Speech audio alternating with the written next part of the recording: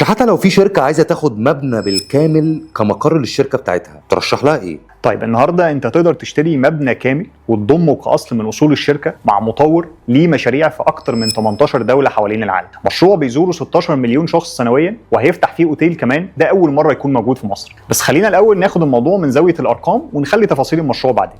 النهارده انت لو بتأجر مبنى لشركتك في مكان بريميوم تقريبا متوسط الايجارات حوالي 1500 ل 1600 جنيه للمتر. خلينا احنا هنحسب على 1400 كمان، وطبعا بيزيد معاك الايجار بشكل سنوي 10%. لو هفترض ان انت هتأجر مساحه 8360 متر اللي هو نفس مساحه المبنى اللي بنتكلم عليه، يعني انت ايجارك في اول سنه لاخر سنه هيبقى بالشكل ده. في حين ان انت لو اشتريت المبنى عندك 2 سيناريو. اول سيناريو انت هتخرج كاش فلو من الشركه حوالي 168 مليون في البدايه، وبعدين اقساطك هتمشي بالشكل اللي ظاهر ده. لو رجعنا للجدول الاول وحسبنا الفروقات ما بين الايجار والقسط هنلاقي انك بدات توفر سنويا من بدايه السنه الرابعه. ولو جمعنا الفروقات دي مع المقدم اللي خرج منك ودفعه الصيانه ومبلغ تقريبي للتشطيب وكمان حسبنا ايجارك لمده 3 سنين اللي هي مده الاستلام، هتلاقي ان المبنى النهارده اللي قيمته مليار 685 مليون بالنسبه لك تكلفته بقت 880 مليون جنيه، يعني تقريبا موفر حوالي 800 مليون جنيه. بالاضافه ان المبنى فيه زياده 156 متر تجاري و437 متر تراسات مش محسوبين في التقييم.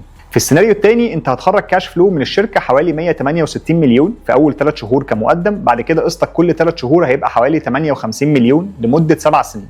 لو رجعنا للجدول الاول وطبقنا نفس الحسبه هتلاقي انك في اخر سنه بدات توفر. لو جمعت الفروقات دي مع بعض مع المقدم والصيانه والتشطيب هتلاقي ان المبنى تقريبا تكلفته بالنسبه لك بقت مليار 190 مليون، يعني موفر تقريبا حوالي نص مليار جنيه. وما تنساش التجاري والتراسات اللي مش محسوبه في التقييم. فلو انت صاحب شركه او صاحب قرار مهتم بالافضل لشركتك تقدر تتواصل معايا وابعت لك تفاصيل الاوفر كامله ونتناقش فيها.